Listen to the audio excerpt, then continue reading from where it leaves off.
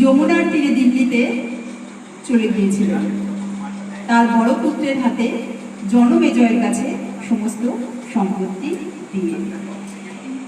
সেখানে যাওয়ার পর যখন সমস্ত দেব দেবরা তারা জানতে পারলেন যে পরীক্ষিত মহারাজের যেহেতু তিনি সমগ্র পৃথিবীর একচ্ছত্র সম্রাট ছিলেন,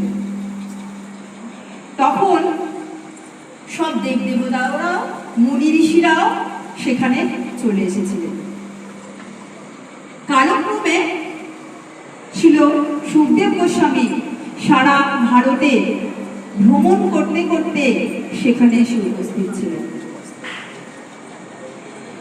সুখদেব গোস্বামীকে পরীক্ষিত মহারাজ যথেষ্ট সম্মানের সঙ্গে ব্যাসাসনে বসালেন এবং তিনি প্রশ্ন করলেন।